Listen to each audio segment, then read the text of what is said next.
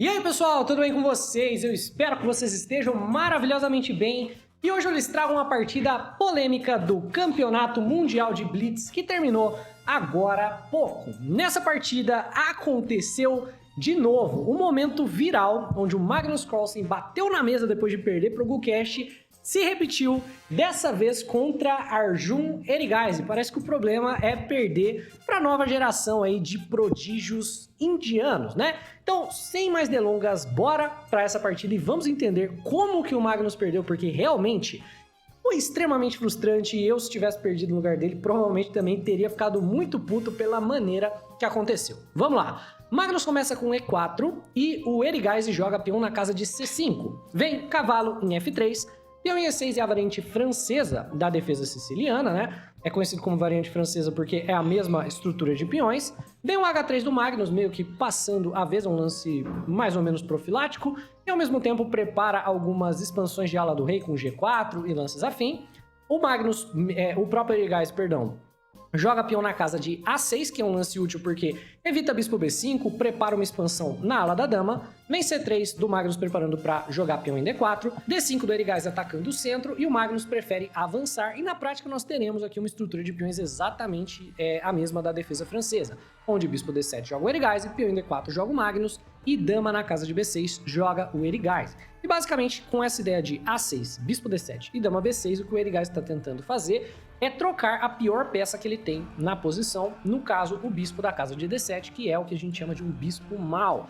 Veja só como a estrutura de peões do Erigaisi está toda fixada em casas claras, então essa daqui é a peça com o menor potencial dele, ele quer colocá-la na casa de B5, sem ter que dobrar peões caso o Magnus aceite trocar, e forçar na prática a troca do bispo mau dele pelo bispo bom do Magnus, que vai ficar ainda com um bispo bem mal posicionado na casa de C1, que é o bispo da mesma cor da cadeia de peões, né? Então o Erigaisi ele fez um planinho bem legal aqui na abertura, que vai render frutos logo logo. Vem bispo D3 por parte do Magnus preparando para fazer o roque, aí o Erigaisi vai lá e joga bispo B5, basicamente dizendo nada disso. Ou você toma em B5, sem nem danificar minha estrutura de peões, e eu tomo de dama, e já vai ser meio difícil de você fazer o roque. Eu consegui trocar a minha pior peça por uma das suas melhores peças, e essa, na verdade, por pior que pareça, é a melhor alternativa que tem o Magnus, né? Ou você joga, por exemplo, o lance que jogou o Magnus, bispo em C2, e você aceita que a minha pior peça, né, o meu bispo, que teoricamente era um bispo mau, na verdade vai ser um bispo bem forte, que está cortando essa diagonal e está impedindo o seu roque. A razão pela qual o Magnus joga bispo C2 provavelmente é porque ele pode jogar A4, tentando expulsar o bispo dali e basicamente podendo fazer o roque. Mas o Arjun Erigaisi se atenta a essa possibilidade, então ele joga o A5, dessa maneira depois do A4 ele pode manter o bispo ao longo dessa diagonal numa boa, impedindo o roque do Magnus.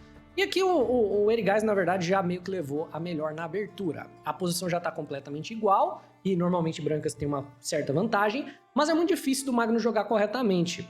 O que pede o computador é cavalo A3 para plantar o cavalo depois de alguma preparação na casa de B5 e finalmente liberar a possibilidade de fazer o roque. Precisaria ser um pouco melhor preparado, mas essa é a ideia que mantém a igualdade. O Magnus, no entanto, não vê isso, joga cavalo em D2 e o Erigaisi joga cavalo em C6 com o tempo no peão de D, aproveitando que o cavalo corta a defesa da dama em cima do peão. E agora o Magnus está atacando esse ponto D4 3 vezes, que está defendido apenas 2. Então o Magnus tem que perder mais um tempo com o cavalo, tirando dali para que a dama defenda o peão. Tomar não seria boa ideia, uma vez que ajuda aqui o Erigaisi a desenvolver com o tempo em F2, e tendo em vista que não dá para fazer roque ou jogar a torre na casa de F1, na verdade vai basicamente perder aqui o peão, né? Então na prática, cavalo em B3 por parte do Magnus, botando um pouco de pressão em C5, e C por D4, uma vez que havia pressão ali, e o Magnus decide então que é melhor tomar de cavalo do que tomar de peão, porque se você toma de peão, você permite bispo cheque, e nessa posição, sem poder rocar, os cheques já vindo, a coluna C aberta, não seria uma boa ideia. Então, para manter tudo fechado, o Magnus toma de cavalo, mas na prática o Erigaisi consegue duas coisas aqui na abertura. Primeiro, né, a gente acabou de ver, ele consegue essa situação super desagradável para cima do Magnus, e segundo, ele acaba com essa ruptura de cadeia de peão, né, que é o C por D4, rompendo a cadeia em 2, criar um ponto fraco na posição do Magnus, que é o peão de E5, que vai ser ameaçado ao longo da partida.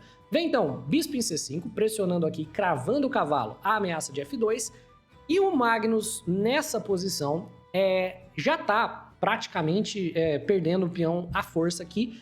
Então, ele decide jogar bispo em E3.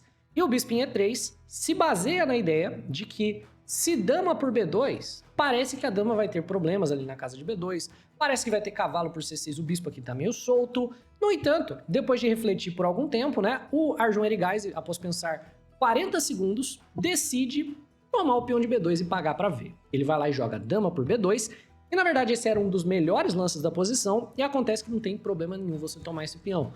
Qualquer lance que viria com tempo na dama, perde C3 com cheque, né? E um cavalo por C6, por exemplo, com o tempo no bispo, dá para eu trocar os bispos, né? E antes de fazer qualquer coisa com o cavalo não tem nenhum descoberto interessante, não tem nenhum ataque com cheque, nada, né? Vai ter que tomar de volta. Aí agora o Erigaisi poderia tomar esse C3 com cheque, nem poderia defender de dama, porque perde a torre, né? Teria que movimentar o rei, por exemplo, e agora, e somente agora, tomaria o cavalo de volta o Erigaisi, ficando então com 2 peões a mais. Então, na prática, depois do dama por B2, tem que defender o peão de C3 do Magnus. A melhor escolha, que retém alguma atividade, que gera alguns problemas, é cavalo em B5. Essa é a melhor escolha. De fato, vem com tempo no bispo aqui, né? Mas se bispo por E3, torre B1 igualiza. Porque agora, a dama do Erigaisi está presa. É muito material pela dama, por isso que a posição está igual, mas seria a melhor escolha do Magnus. O Magnus decide defender de rei. Rei D2. Do ponto de vista prático, um lance totalmente jogável, né? Defende o peão de C com o rei, faz com que a dama possa sair e as torres se defendam numa boa, mas o Erigaisi foi lá, pegou um peão e voltou, e agora ele simplesmente tem um peão a mais, tirou o roque do Magnus, que tem que jogar essa posição restante com o rei no centro do tabuleiro, e em menos de 15 lances já tá numa posição praticamente ganha contra o melhor jogador do mundo. O Magnus, então, joga a torre em E1, certo? Provavelmente preparando fazer tipo um roque artificial e caminhar o rei depois de bispo D3, alguma coisa assim, né? Vem cavalinho E7 desenvolvendo por parte do Erigaisi, torre B1 com tempo na dama, a dama sai para a casa de C7 e cavalo em B5 com tempo na dama também. Nessa posição também vem com tempo no bispo, então o Erigaisi decide trocar bispos com cheque, toma de torre o Magnus, certo? Para não danificar a estrutura de peões. E agora, de fato, o cavalo está ameaçando a dama, então o Arjun Erigaisi decide tomar o cavalo, depois de peão toma. Nessa posição, muitas coisas igualizam, por exemplo, voltar o cavalo para B8, igualizam não, na verdade dão vantagem, né? Voltar o cavalo para B8 é aceitável, mas o Arjun Erigaisi decide devolver o material de maneira muito inteligente, muito interessante, né? O Arjun Erigaisi, ele vê que o seu cavalo está atacado, e cavalo B8 é certamente uma opção, mas ele prefere jogar peão em D4. E aí, se você tomar o meu cavalo, eu tomo a sua torre com cheque.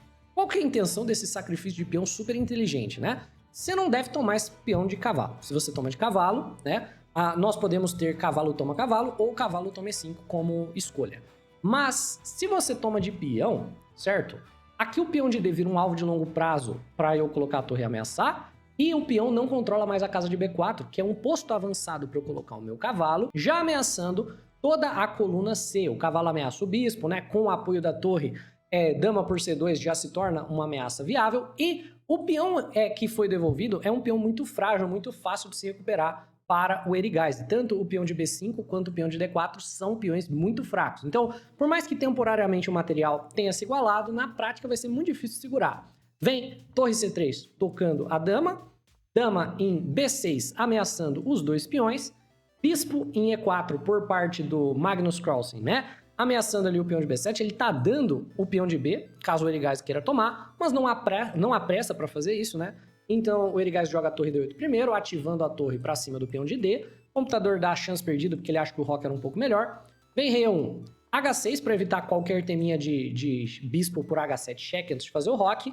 Dama em E2 por parte do Magnus Carlsen, tentando defender o peão de B, mas é um peão muito difícil de defender. Torre C5 teria sido um pouco melhor. E o roque faz aqui o Arjun Erigaisi e o roque artificial faz o Magnus com o rei na casa de F1. E agora o Erigaisi, que tem as suas torres conectadas, vai brigar pela coluna C com torre C8. E o Magnus, nessa posição, joga a torre em C1, que é o lance mais natural possível. Aqui teria sido melhor abandonar a briga pela coluna C. E você vai ver por quê. O torre em C1 leva a torre por C3, torre por... E nessa posição, cavalo em D5, né? O cavalo de E em D5 com o tempo na torre. Essa seria a ideia por parte do Ehrgeiz para punir o Magnus por ter mantido a torre na casa de C3. É um lance útil, você já queria centralizar o cavalo, ganha tempo na torre. Na prática, o Ehrgeiz não jogou isso, né? Uma partida de blitz, os dois estão jogando aí com 30 segundos a 15 segundos no relógio, estão jogando extremamente rápidos, vivendo aí do incremento, então joga a torre C8 o Ehrgeiz, brigando pela coluna C, o Magnus troca torres, joga a dama em C4 tocando o cavalo, vem cavalo em A7 e rei em G1, o Magnus, na verdade, tira o rei dessa diagonal para que dama por B5 não venha com cheque, e vem rei em F8 aqui por parte do Arjun Ehrgeiz, e nessa posição o Magnus Carlsen já praticamente igualizou, porque a vantagem que tinha o Ehrgeiz pelo peão que ele entregou era que o rei do Magnus estava no centro e era que era fácil de recuperar o material, tomando aqui o peão de B, tomando o peão de D. O Ehrgeiz não ganhou nenhum dos dois peões. Nesse momento, por exemplo, se você joga algo como, por exemplo, dama por B5, o Magnus vai jogar dama em C7 e ele vai estar infiltrado aqui, preparando uma série de cheques, preparando tipo dama B8 que ganha o cavalo, por exemplo, né? Então, na verdade, não vai conseguir manter o material extra. E o Ehrgeiz joga o rei F8 e nessa posição tudo estaria igual se o Magnus jogasse cavalo em D2, visando o cavalo em B3 e visando posteriormente cavalo em C5 e pressionando o peão de B7, que não é um peão que o Ehrgeiz conseguiria defender. Mas o Magnus joga peão em D5. Por alguma razão, né, o Magnus joga esse peão na casa de D5, eu imagino que só tentando se livrar da sua fraqueza, mas ele vai acabar perdendo o peão de B. Vem peão por, bispo por, dama por B5, e enquanto é possível recuperar o material jogando, por exemplo, bispo por F7, certo? Perder esse peão de B significa que o Ehrgeiz terá dois peões passados conectados na ala da dama. Então, bispo por F7, dama por, o bispo volta, o material até tá igual, mas a disposição do material não, e esses dois peões serão um gravíssimo problema que vão avançando muito rápido.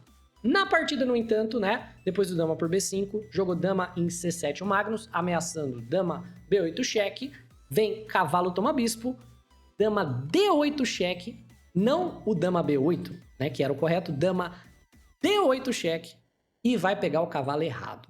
Vem dama E8, dama por D5, e o correto era ter ido atrás desse cavalo para ir atrás dos peões ficar mais próximo. Depois de cavalo C6, né, o cavalo volta para o jogo, os peões passados conectados na ala da dama são um gravíssimo problema e o Ehrgeiz está encaminhado para sua vitória. Mas eu falei que a derrota do Magnus tinha sido extremamente frustrante, né, e que justifica ele ficar puto e bater na mesa. O que foi que aconteceu? Parece que foi simplesmente um outplay que ele tomou, não foi? Você vai ver. Dama cheque, rei G8, dama B5, né, ameaçando ali o peão, dama defende, rei H2, dama em C7, ameaça o peão, apoia o peão para avançar, né, os jogadores jogando lances assim, extremamente normais, vivendo do acréscimo, né, mas agora com 10 segundos no relógio praticamente, o Arjun Ehrgeiz começa a engasgar, ele joga peão em H5, que dá a casa de G5 para o cavalo, e na verdade, um lance que deixa muito mais difícil de converter a vitória para o Ehrgeiz, porque com o cavalo em G5 vai ser fácil de jogar E6 e vai ser fácil de se livrar desse peão. Joga rei G7 aqui o Ehrgeiz, o Magnus se livra de uma das suas fraquezas, vem peão por, e nessa posição dama cheque, e o Ehrgeiz joga peão em E5, o Magnus joga dama em B6, que era errado, ele deveria ter jogado dama em B5, cravando o cavalo, pressionando todos os três peões, ele joga dama em B6, que é um lance errado, o Ehrgeiz está completamente ganho, se ele percebe que esse peão está caindo, e se ele joga o único lance, peão A4, para que a dama não possa tomar o peão. No entanto, o Ehrgeiz, com segundos restantes, joga cavalo em D4, e a posição está completamente empatada, mas o que é isso? Ehrgeiz ganha, porque o Magnus ia jogar o lance que empata, dama por peão. Mas enquanto ele estava pegando a dama para tomar o peão, ele deixa a dama cair no chão e perde a partida por tempo, levando a esse momento que vocês vão ver agora na tela de vocês.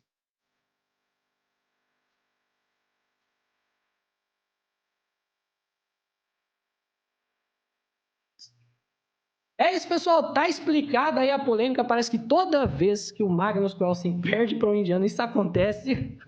Mas, e aí, o que você acha? É desrespeitoso com o adversário? Você acha que isso mostra somente o amor pelo esporte que tem o Magnus Carlsen, a frustração que ele sente consigo mesmo? Deixa aí nos comentários, a discussão é sempre muitíssimo bem-vinda, mas, no mais, Magnus Krause acaba perdendo e Arjun Erigaisi lidera o Campeonato Mundial de Blitz, que acaba no dia de amanhã. Amanhã eu volto aí com mais atualizações sobre o vencedor. Eu espero que você tenha curtido. Se sim, deixa o like no vídeo, se inscreve no canal. Um abraço e até a próxima!